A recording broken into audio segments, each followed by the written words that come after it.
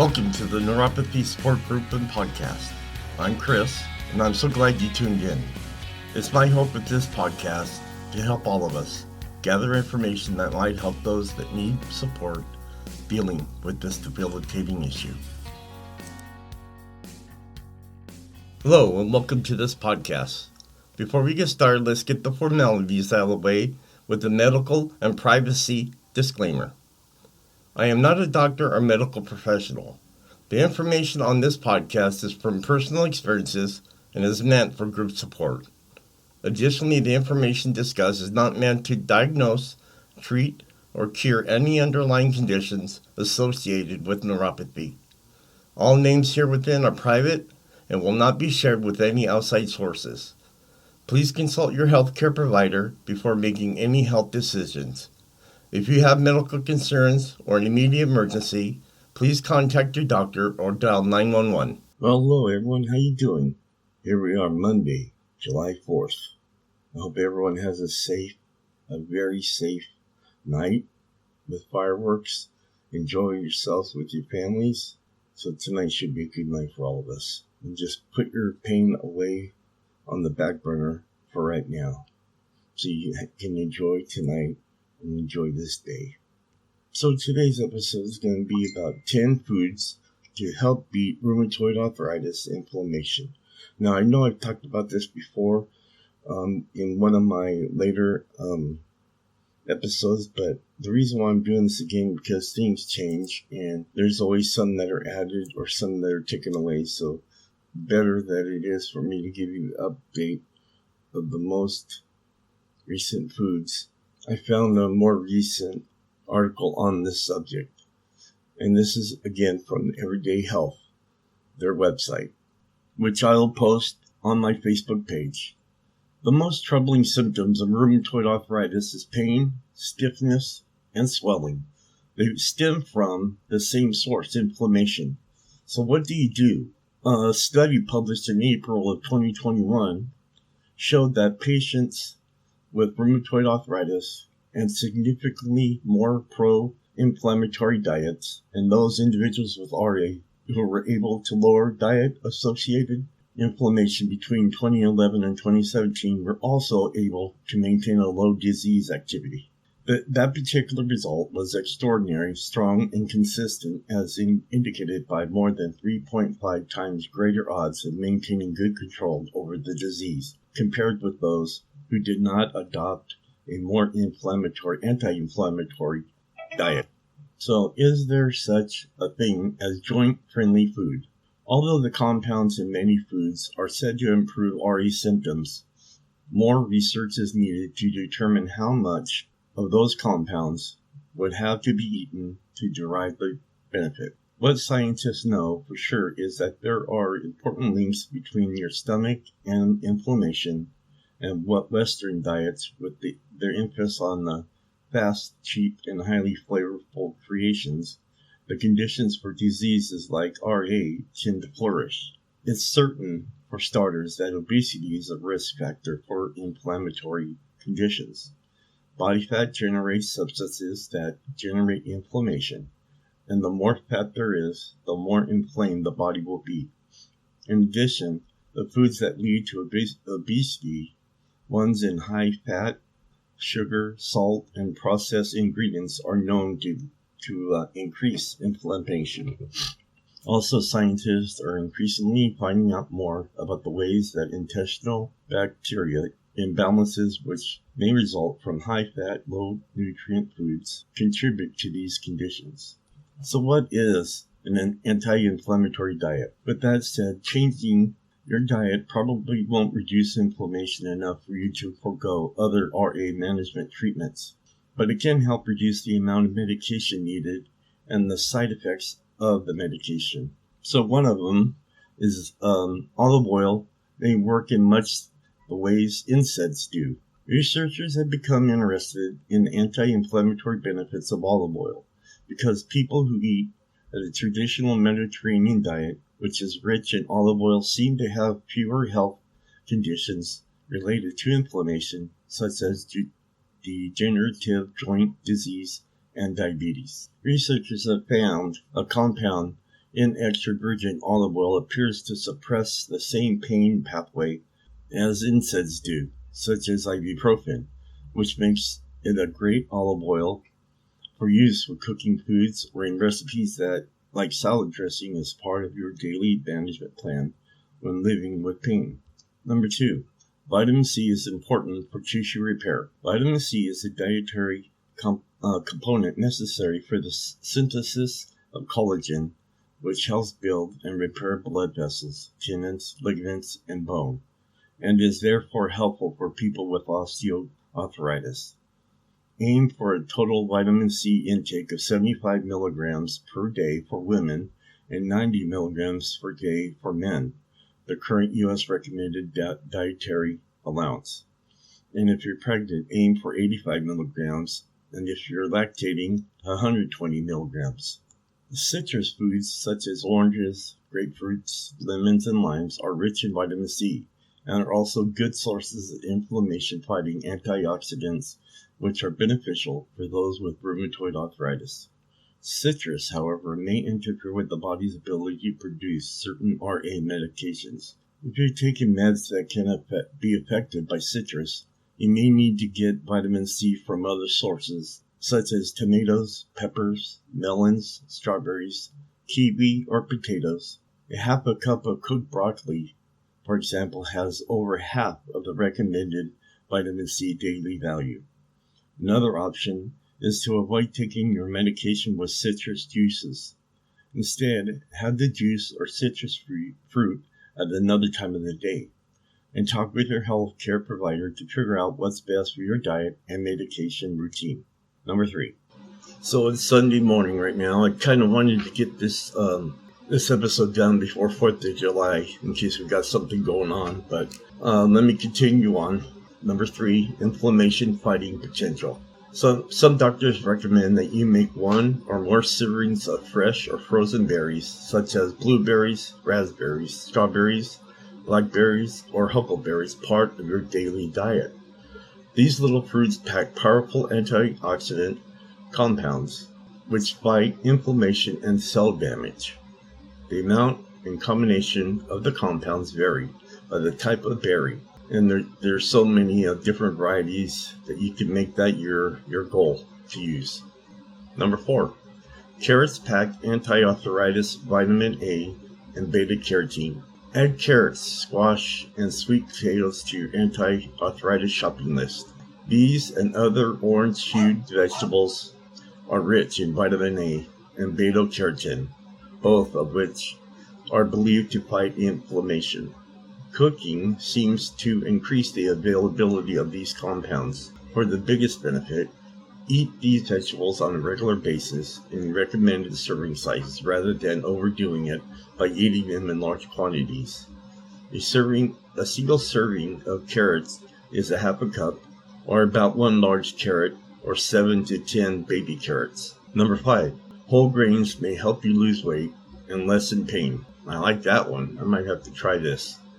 Much has been made of the health benefits of whole grains, and for good reason.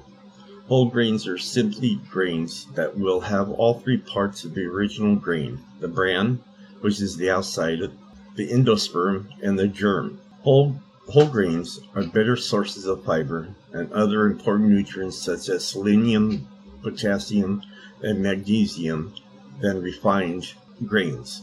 In addition, a diet rich in whole grains has also been linked to better weight control, which can help reduce pain and symptoms of RA. So switch from white bread to whole bread, or whole wheat, and from regular pasta to whole grain. I know it doesn't taste that great. I've had it before, but if this is going to help me lose some weight and reduce some of my pain, this might help. It should read 100% whole wheat or have the whole grain stamp from the Old Ways Whole Grain Council. Also, add other whole grains to your menu, like a bowl of oatmeal in the morning or a bulgur salad at night. What is that? Bulgur. Never heard of that. Number 6, ginger. Spice up your dishes to turn down the flame. That's another thing I might have to get into. Like onions, ginger contains compounds that function in much the same way as anti-inflammatory drugs, such as aspirin and ibuprofen. These versatile roots add flavor too. Add fresh peeled ginger to stir fries. Eat pickled ginger along with salmon or sushi. Or puree some and add it to an acorn squash soup. Ginger supplements can also help reduce inflammation, but check with your doctor before taking them. Too much ginger can lead to the thinning of the blood, which can be dangerous if you are taking certain drugs, like warfarin. It can also decrease blood sugar levels, raising the risk of hypoglycemia. In addition, ginger may lower blood pressure, which could affect those with high blood pressure medications. Well, that takes me off. I can't take it now. Number 7, pineapple. This fruit's enzymes can decrease swelling. Pineapple is rich in vitamin C and the enzyme bromelain, which has been linked to decreased pain and swelling in both osteoarthritis and rheumatoid arthritis. So add this tropical fruit to your diet every chance you get. Try it cubed in a fruit salad, baked in savory dishes, blended into a smoothie, or added to stir fries to give a sweet and sour zing. Bromelain is also available in supplement form, but check with your doctor before taking it because it can increase the risk of bleeding, especially if you also take blood thinners, such as aspirin. Bromelain may also interfere with the action of antibiotics and sedatives. They're making all these things sound great, but then there's those cautionary issues that you need to watch out for, which a lot of us already have. So, how's this going to help us to take and improve those issues we may have? Number 8, the Indian spice turmeric contains curcumin, a natural occurring polyphenol.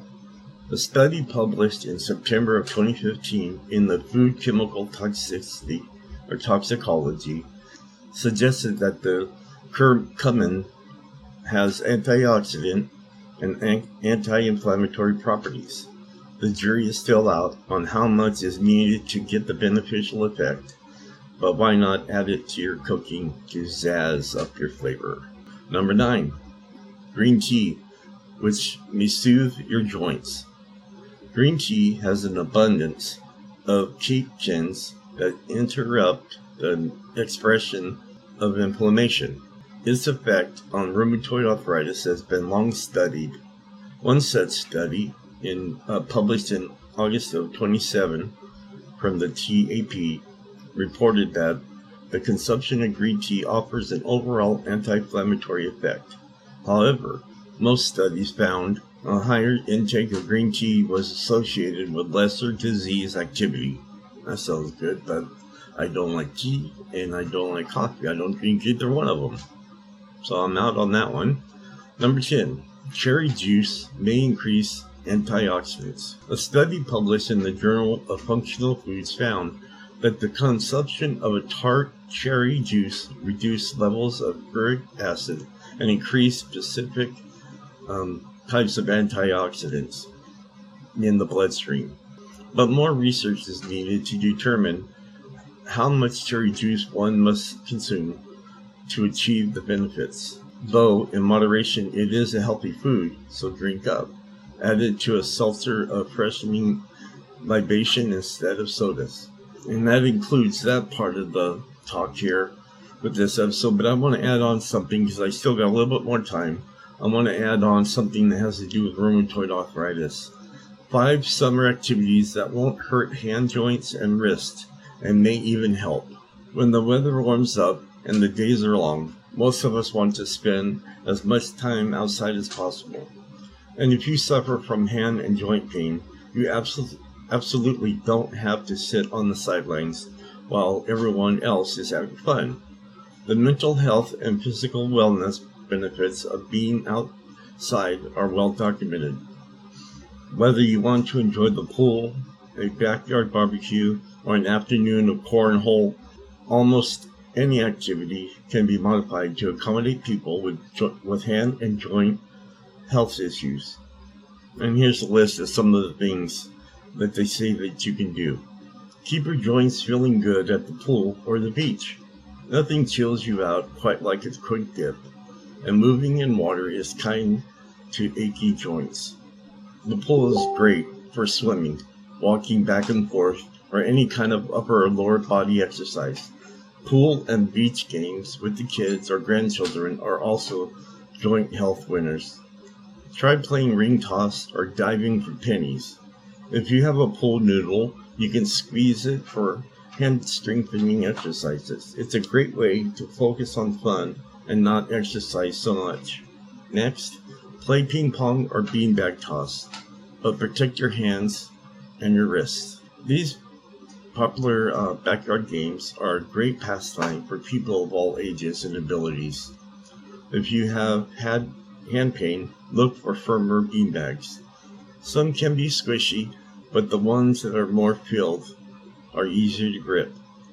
And if you want to join in a game of paddleball, ping pong, or badminton, doctors say to look for paddles and rackets that have an enlarged handle with longer or wider grips, so it makes it easier to hold on to. Next is ditch the screen and unwind with a board game.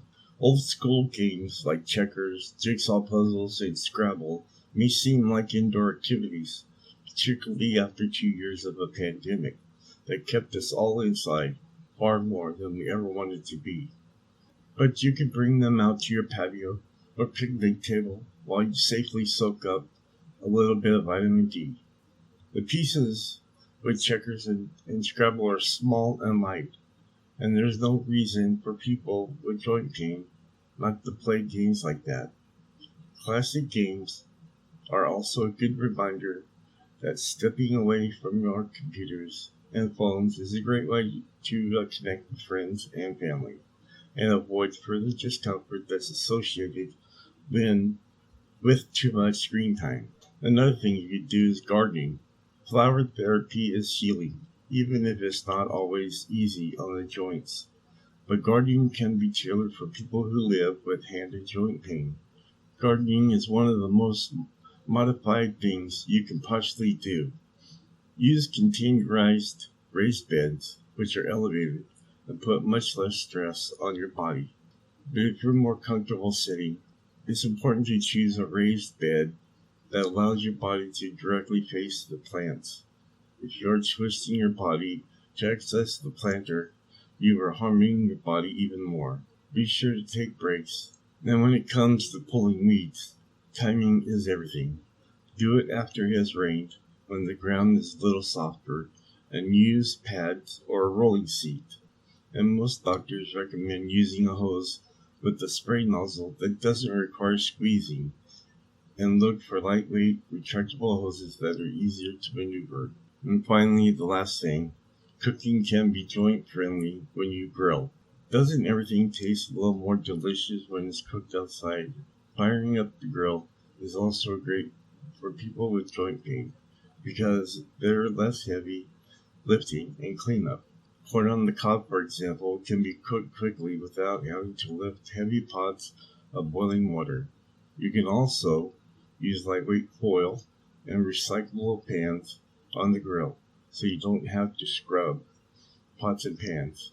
And when it's your turn to be the grill master, look for tools, tongs, and spatulas with longer and wider handles that are easier to manipulate. And that concludes this episode. That's all I have for you. I just want to just confirm and to let you guys know that you guys are great. I'm so thankful that I'm able to bring this information to you in a format that helps the people that are on this Facebook page to overcome and to get more answers that they need that they haven't found about neuropathy and other chronic pain issues. Finally, you guys have a great day today. It's Monday, 4th of July. Please be safe, be with family, and enjoy the day. And don't think about the pain that we're always in. And I will see you next Monday. As we come to a close, it's my hope this podcast and other sources, such as product reviews that I have discussed today, can better our lives and give us some relief dealing with neuropathy. This episode plus others are posted every Monday on Facebook, Twitter, Instagram, iTunes, Spotify, and Stitcher. And finally, whatever life throws at you, even if it hurts you, just be strong and fight through it. Remember, strong walls shake, but never collapse. Talk to you next Monday.